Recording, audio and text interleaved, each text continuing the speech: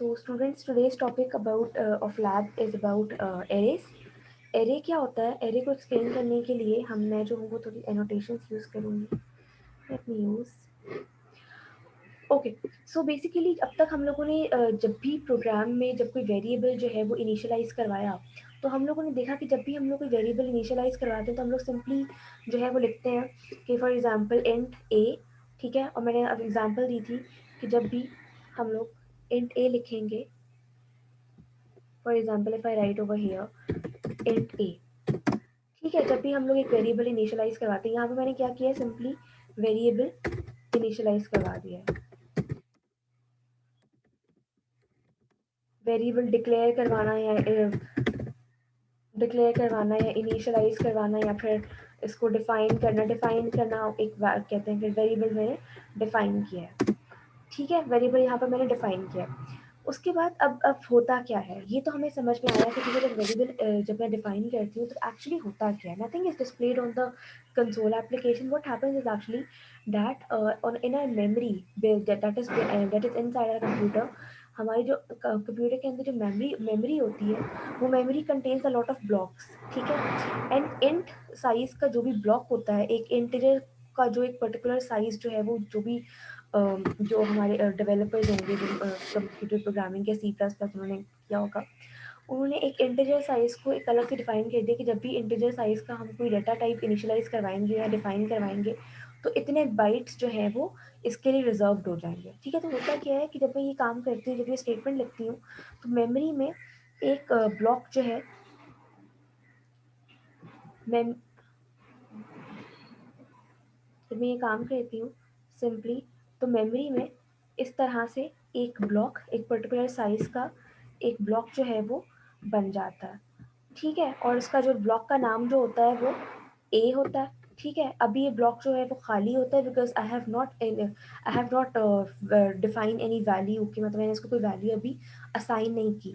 तो अभी ये ब्लॉक जो है वो खाली है. अगर मैं इसको सी आउट करवा दूँगी, कोई भी रैंडम वैल्यू जो है वो अपीयर हो जाएगी. फिर मैं नेक्स्ट स्टेप में क्या करती हूँ, नेक्स्ट स्टेप में सिंपली मैं ये करती हूँ कि यहाँ पर ए को कोई जब वैल्यू देती हूँ, लेट्स से 2, तो फिर क्या होता है कि सिंपली यहाँ पर इस जगह पर इस ब्लॉक में यहाँ पर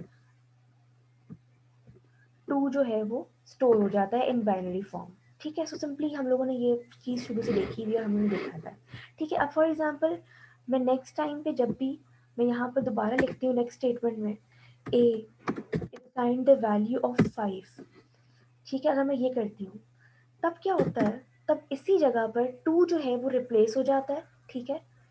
2 जो है वो सिंपली रिप्लेस हो जाता है और यहाँ पर अब 5 लिखा आ जाता है. यानी कि जो भी मैं नेक्स्ट स्टेटमेंट में जो चीज़ लिखती हूँ वो ओवरराइड हो जाती है और फिर सिंपली जो भी नेक्स्ट वैल्यू असाइन की होगी वो वैल्यू जो है वो पुरानी वैल्यू को रिप्लेस करके नई जगह बना देती है. सो this is what happens when I simply define a variable which is a simple variable.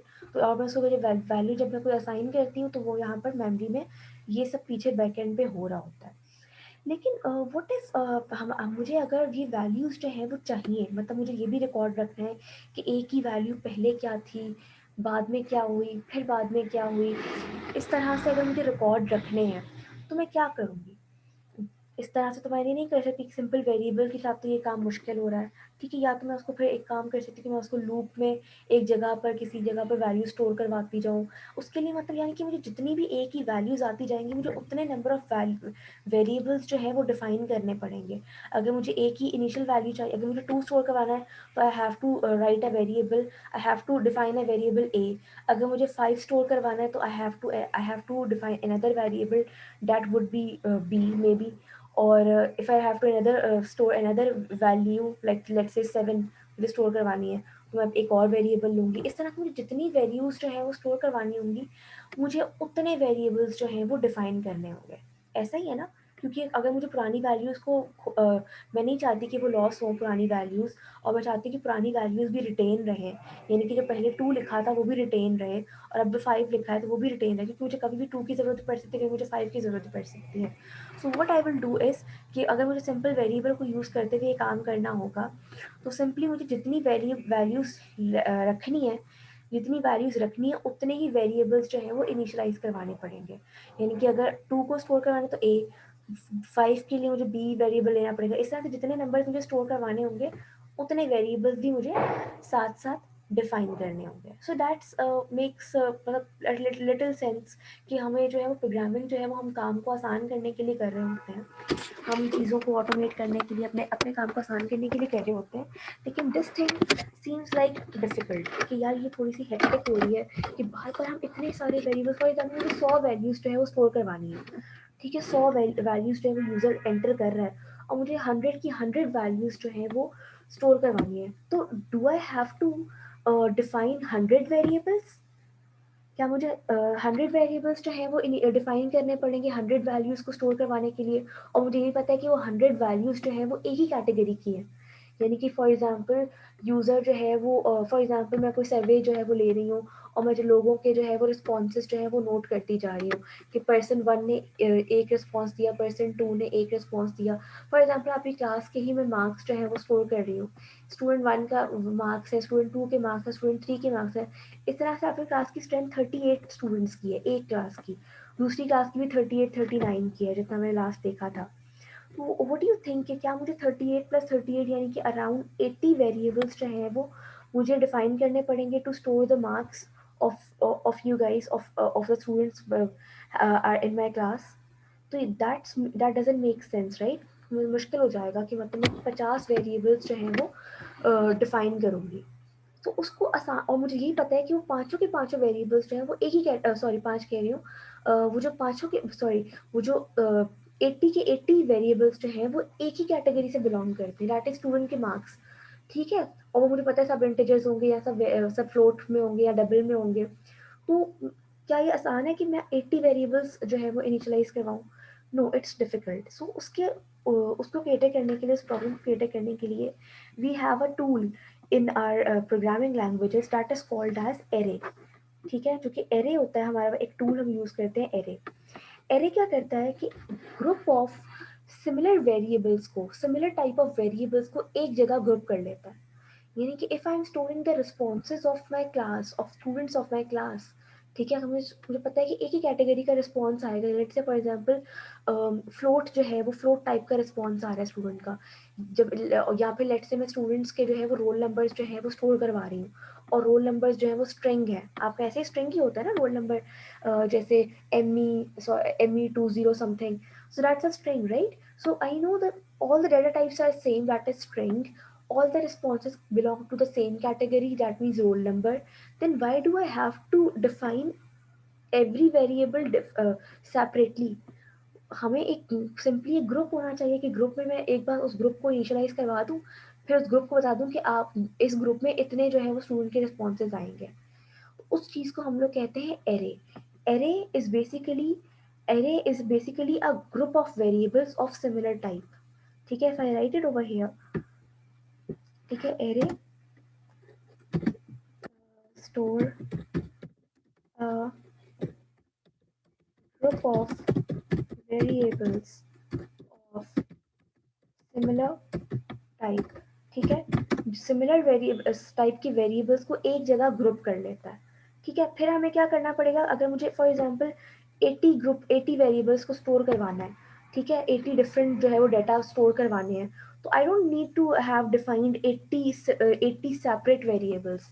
80 separate variables मुझे डिफाइन नहीं करने पड़ेंगे, मैं सिंपली एक बार ग्रुप बना दूंगी कि ग्रुप है, ठीक है, उसमें 80 मेंबर्स होने चाहिए। यानी कि 80 उस एक ग्रुप के अंदर, उसका नाम, ग्रुप का नाम ये है और उस ग्रुप के अंदर 80 वेरिएबल्स हैं। तो इसका तरीका क्या है करने का इनिशियलाइज?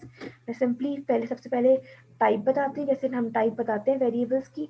फॉर एग्जांपल आप लोग का जो है वो ME नंबर है, लेट्स से स्ट्रिंग है।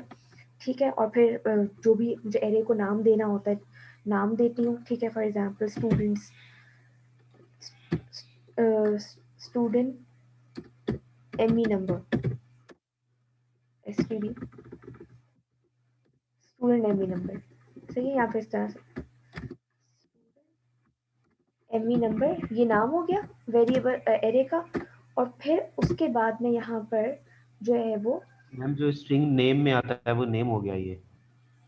हाँ, सही है, क्योंकि एमई नंबर में आपके स्ट्रिंग होता है ना कि एमई नंबर में आपके पास कैरेक्टर्स भी होते हैं, अल्फ़ाबेट्स भी होते हैं और न्यूमेरिक डाटा भी होता है, यानी कि एमई जो है वो आपका एमई लिखा हुआ होता है पहले और फिर बाद में 20 समथिंग, तो ये स्ट्रिंग बन जाएगी ना, उसको ना हम इंटीजर में ले सकते हैं, ना फ्लोट में ले सकते हैं, ना कैरेक्टर में ले सकते हैं, तो that is I have taken string.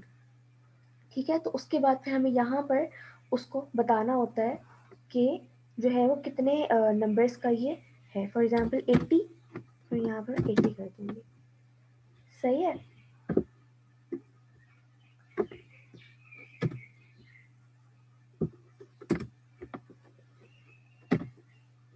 Control भी।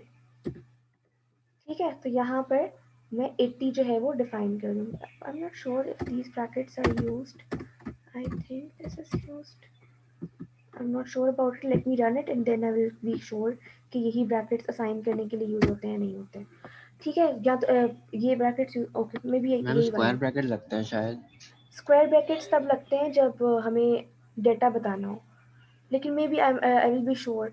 मैं इसको रन करके देखती हूँ, क्या पता चल जाएगी। अगर एरर आएगा तो फिर ज़ाहिर है लगे। हाँ, स्क्वायर ब्रैकेट्स हैं।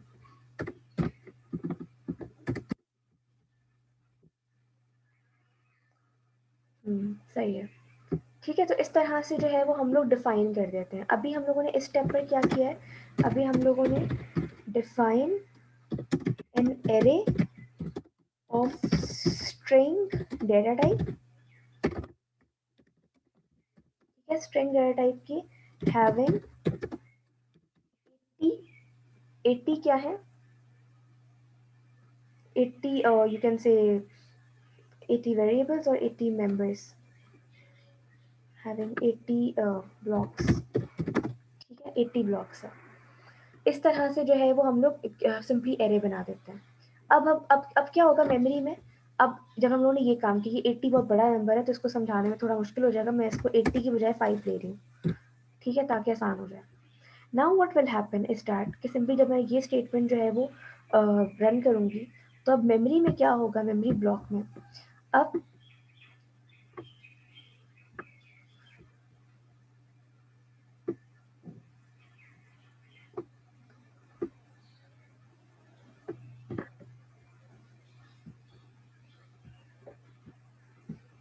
1 2 3 4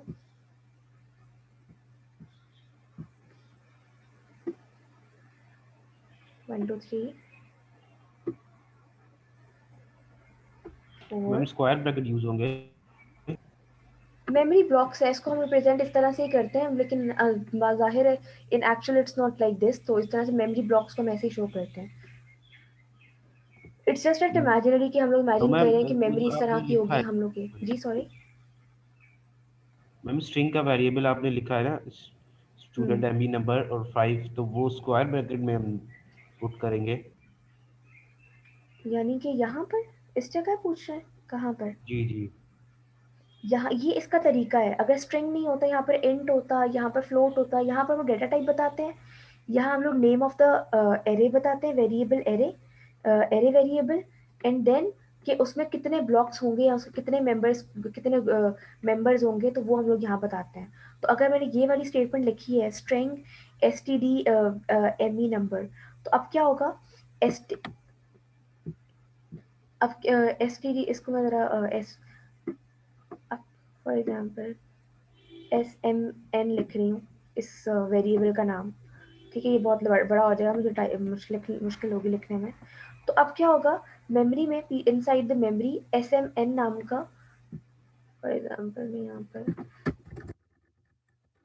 एस एम एन, सही है, student M E number, S M N नाम का जो है वो ब्लॉक ग्रुप ऑफ ब्लॉक्स बन जाएगा। एंड देन इस ग्रुप में कितने मेंबर्स होंगे, 5 मेंबर्स, 1 2 3 4 5, 5 मेंबर्स होंगे इस ग्रुप में। और ठीक है, और ये कौन सी टाइप ऑफ डेटा जो है वो एक्सेप्ट कर सकता है, स्ट्रिंग। तो यहाँ पर हम लोग जो है वो स्ट्रिंग डेटा टाइप जो है वो अपनी एंटर करवा सकते हैं। तो if I want to store something in this block, then what do I have to do is that, अच्छा अब ये इसको मैं इस तरह से एक्सप्लेन करती हूँ कि इसको पता कैसे चलेगा अगर हर ब्लॉक का जो है वो नाम एस एम एन है, तो इसको पता कैसे चलेगा कि मुझे जो है वो स्टोर वैल्यू इस ब्लॉक में करवानी है, इस ब्लॉक में करवानी है, इस ब्लॉक में करवानी है।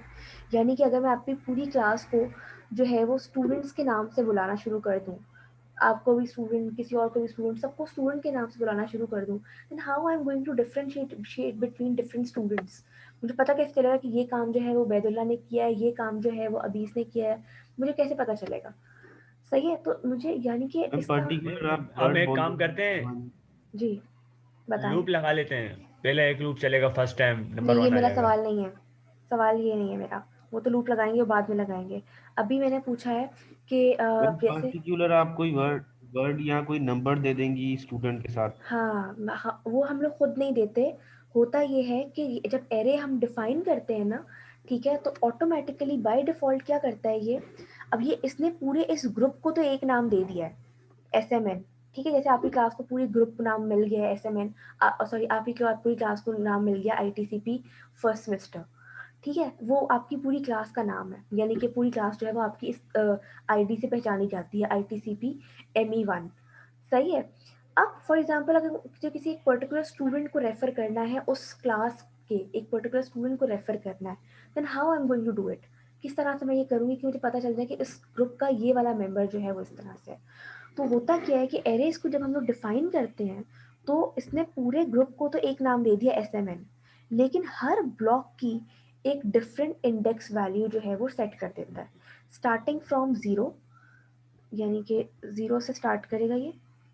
फॉर एग्जांपल ये फर्स्ट ब्लॉक जो होता है उसकी इंडेक्स जो है वो ज़ीरो होती है, सेकेंड ब्लॉक की इंडेक्स जो है वो वन होती है, थर्ड ब्लॉक की इंडेक्स जो होती है वो टू होती है, सिमिलरली फोर्थ ब्लॉक की इंडेक्स थ्री हो जाएगी, और फिफ्थ ब्लॉक की जो इंडेक्स होगी जो फोर हो जाएगी। यानी कि if I want to refer something, if I want to refer this block, then I will have to refer it like SMN 0. If I want to refer this block, then I have to call it by SMN SMN 3। 3। सही है, अगर इस block में मुझे कुछ store करवाना है या कुछ वैल्यू एक्सट्रैक्ट करनी है, तो मैं इसको बुलाऊंगी SMN 3 के नाम से। अगर मुझे इसमें से कुछ वैल्यू चाहिए या इसमें से कुछ वैल्यू स्टोर करवानी है, तो मैं इसको बुलाऊंगी इस ब्लॉक को SMN 1 के नाम से। ठीक है, तो तो मैम ये भी सारे वेरिएबल्स में ही आएंगे। ये भी सारे वेरिएबल्स में ही आएंगे। एग्जैक्टली, SMN 0 एक वेरिएबल हो गया, SMN 1 दूसरा वेरिएबल, सारे वेरिएबल्स हैं। लेकिन हुआ क्या, हमें अलग अलग असाइन नहीं करने पड़े, उसने खुद ब खुद कर दिया। हमने सिर्फ एक एरे एक बार, अब यहाँ पर देखा हमने बार बार कर रहे थे A1 A2 A3 A4, यहाँ पर इसने खुद ही कर दिया है। ऐसा हमने SMN लिखा, एरे लिखा कि जी एरे है ये SMN, तो बाकी इसने खुद ही कर दिया, SMN 0 SMN 1 SMN 2 SMN 3 SMN 4। समझ रहे हैं? तो इसकी इंडेक्सिंग हमेशा एरेज की, क्योंकि अब ये इंडेक्सिंग जो है बाय डिफॉल्ट होती है, ये हम खुद से नहीं करते। वेरिएबल्स का तो हम लोग खुद से डिफाइन करते हैं ना, अपनी मर्जी से हम कोई भी नाम दे देते हैं, तो दैट इज़ वाई हम हमारी मर्जी हम जो मर्जी नाम दें उसको। लेकिन ये जो इंडेक्सिंग होती है ना, ये बाय डिफॉल्ट खुद से करता है हमारा जो कंपाइलर होता है या जो हमारा प्रोग्रामर होता है, ये खुद से करता है इंडेक्सिंग। तो ये बाय डिफॉल्ट हमेशा इंडेक्सिंग ज़ीरो से करता है, तो ये कभी भी इंडेक्सिंग 1 से नहीं करता। If I want to refer the second block, then I have to call it by SMN 1। ठीक है, so for example if I want to store something in SMN 1, so let's say if I write over here, let's say my name, सही है, let me सी, अभी देखें ये कुछ भी नहीं हुआ, सही है, ये देखें nothing is displayed because I have just stored the value of my name in this block। ठीक है, अब अगर फॉर एग्जाम्पल मैं डिस्प्ले करूँ सी आउट SMN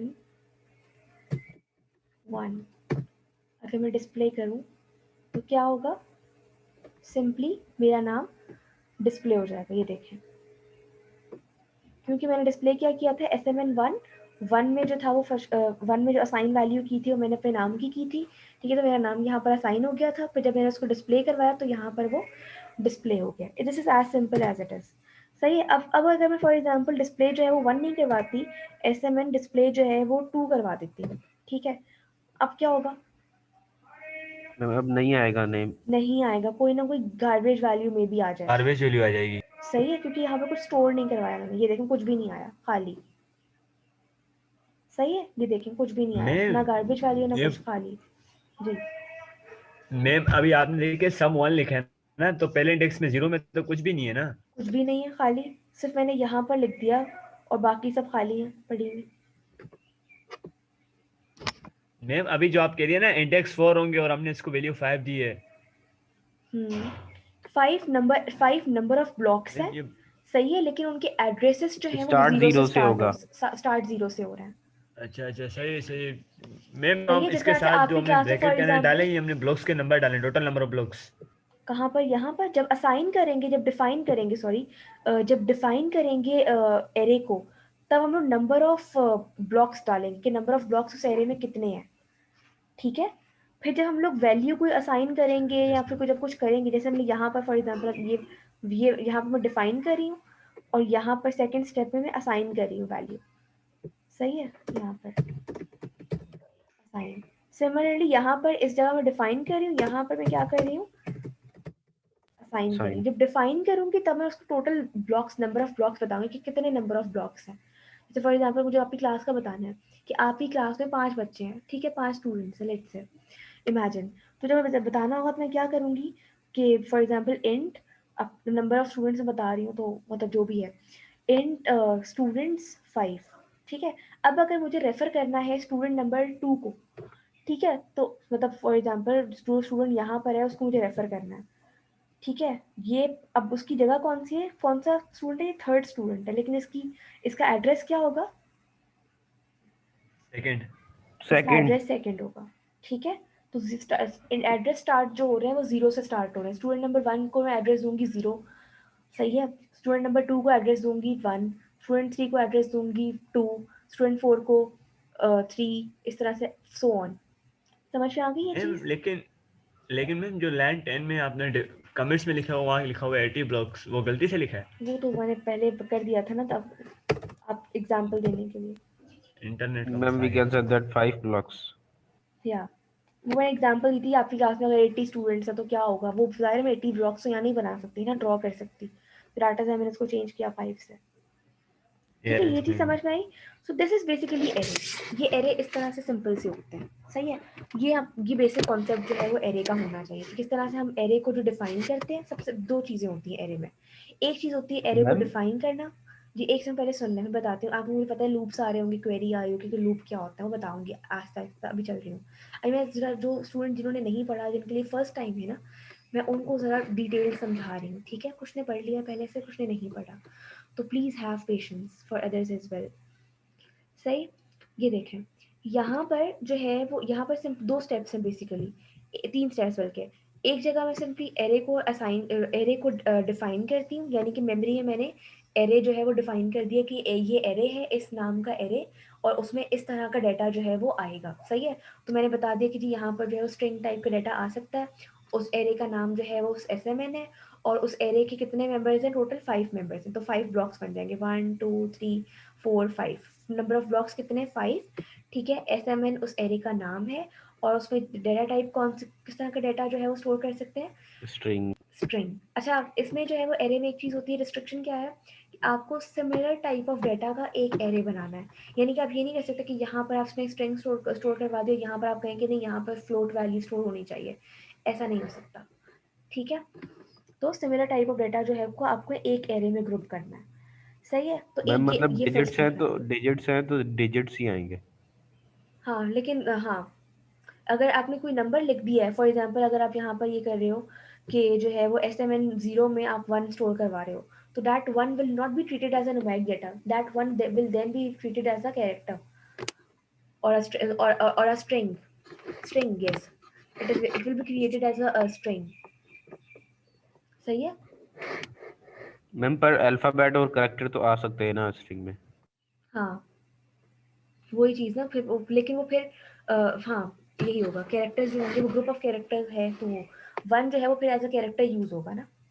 सही, तो फिर ये फर्स्ट स्टेप है हमारा। फर्स्ट स्टेप इज डिफाइन, हमने डिफाइन कर लिया, यानी कि अभी इस स्टेप पे मेमोरी में जाकर ये इस तरह के ब्लॉक जो है वो बन जाएंगे 5 ब्लॉक के, और उनके एड्रेसेस क्या होंगे, स्टार्टिंग फ्रॉम फर्स्ट ब्लॉक का एड्रेस होगा SMN 1। 0, SMN 0 फर्स्ट ब्लॉक का एड्रेस होगा SMN0, फिर SMN1, SMN2, SMN3, SMN4, इस तरह से इंडेक्सिंग हमेशा स्टार्ट होगी 0 से, ठीक है। और ये बाय डिफॉल्ट होती है, इसमें हमारा कोई रोल नहीं होता, ये हम अपनी खुद से नहीं कर सकते, ठीक है। तो ये चीज़ इंपॉर्टेंट है समझने वाली। दूसरी चीज़ क्या है कि अगर हमें कोई भी किसी भी ब्लॉक में कोई वैल्यू स्टोर करवानी है, फॉर एग्जांपल इस ब्लॉक में वैल्यू स्टोर करवानी है, तो हमें उसको रेफर कैसे करना होगा, उसका नाम, उसकी इंडेक्स लिखनी होगी, यानी कि SMN2 लेट से इसमें स्टोर करवाना है, SMN2 लिखेंगे, ठीक है। और जो है वो जो भी वैल्यू स्टोर करवानी होगी उसको इज इक्वल्स टू करके वैल्यू स्टोर करवा देंगे, जैसे हमने यहाँ किया SMN1 में किया, यानी कि यहाँ पर मैंने ये एक वेरिएबल, ये एक डेटा जो है वो स्टोर करवाया है यहाँ इस जगह पर, ठीक है। और फिर मैं जो आउटपुट करवाना चाहूँ, अगर फॉर एग्जाम्पल इसको अभी यहाँ पर कुछ भी स्टोर नहीं करवाया, तो आउटपुट इसको करवा रही हूँ जब, तो ये कुछ भी नहीं शो कर रहा, खाली शो कर रहा है। और अगर मैं यहाँ पर 1 को ही डिस्प्ले करवाती हूँ, तो जो भी मैंने स्टोर किया है 1 में, SMN1 में, तो वो डिस्प्ले हो जाएगा। These are the three main important things in these are the three main things in array। ये चीज़ आपको माइंड में रखनी है। अगर ये कॉन्सेप्ट क्लियर हो गया तो वी कैन मूव फॉरवर्ड, कि हम थोड़ी सी इसका थोड़ा सा डिफिकल्टी लेवल जो है थोड़ा सा बढ़ा कर सकते हैं। ये चीज़ क्लियर हो गई सबको? जी ma'am. Okay, that's good. So basically हमारे पास अब ये है। अब अगर फॉर एग्जांपल अब हम ये तो समझ में आ गए कि ठीक है, जो है वो हम हर ब्लॉक में इस तरह से वैल्यू जो है वो डाटा जो है वो इंसर्ट करवा सकते हैं, और हर वैल्यू का इस तरह से डाटा जो है वो एक्सट्रैक्ट करवा सकते हैं। यानी कि जब हम लोग वैल्यू जो कोई भी डाटा जो है वो हम लोग insert करवा रहे हो, तो that means we are writing something inside the memory block, and when we are extracting data, then that means we are reading the data from the memory। सही है। तो ये हम लोगों ने दो स्टेप, ये तीन स्टेप्स कौन कौन से हो गए? एक फर्स्ट स्टेप जो है defining the variable or define the array variable, then in the second step what we have done is we have just simply write our data in our in one of the block of array, सही है, in memory, and then we have simply extracted that data we have already assigned। ठीक है, ये तीन steps थे। अब थोड़ा सा डिफिकल्टी लेवल को थोड़ा सा बढ़ाते हैं, ठीक है। वो डिफिकल्टी लेवल हमारे पास क्या है, वो ये है कि अगर फॉर एग्जांपल हमारे पास ये जो एरे है, अभी तो ये पांच ब्लॉक्स हैं एरे के, तो हमें पांचों की वैल्यूज जो हैं वो असाइन करवाना आसान हो गया। SM1 में अपना नाम दे दिया, SMN2 में जो है वो अपना एड्रेस दे दिया, SMN3 में अपने कुछ और अपना जो है वो मतलब सब चीज़ें जो है वो स्ट्रिंग डाटा टाइप की मैंने जो है वो सब में यहाँ पर दे दी, या किसी और का नाम दे दिया, इस तरह से मैंने जो है वो असाइन करवा दी। लेकिन व्हाट इफ अगर मेरे पास जो है वो एरे जो है वो 5 का ना हो, 80 का हो, 100 का हो, 2000 का हो, तो क्या मैं सबको इस तरह से लिखती जाऊंगी SMN0 is equal to this, SMN2 is equal to this, SMN3 is equal to this, करते करते मैम करते यही करते अप क्वेश्चन टिल आ रहा है जहन 100, करते करते करते up till 100, so you know it will be very difficult. ये चीज़ कितनी मुश्किल हो जाएगी, में। जी समझ में आई? यानी कि एक ही चीज़ है बार बार रिपीट कर रही हूँ। So it is really kind of hectic thing कि मैं चाहूँगी कि ये दोबारा बार बार ना हो, कि मैं एक बार करूँ और बार बार जो है वो खुद से मतलब जो है वो डाटा यूज़र से लेता जाए। तो वो आपके माइंड में अब क्या चीज़ आ रही है, किस तरह से हम ये प्रॉब्लम सॉल्व कर सकते हैं?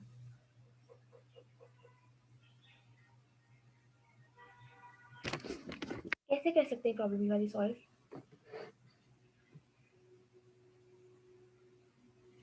Okay, if you don't know then let me answer.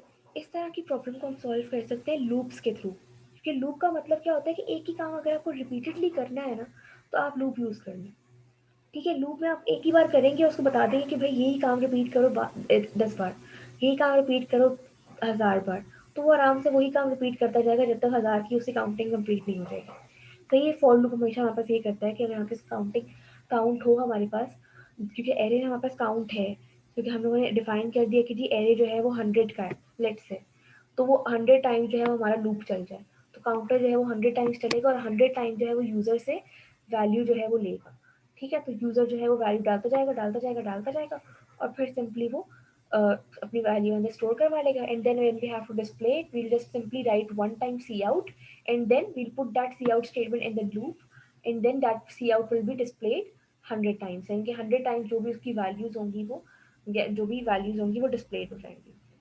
सही है। अब क्योंकि रिकॉर्डिंग मीटिंग एंड होने वाली है, नेक्स्ट सेशन में बताऊंगी कि किस तरह से हम लोग ये काम कर सकते हैं।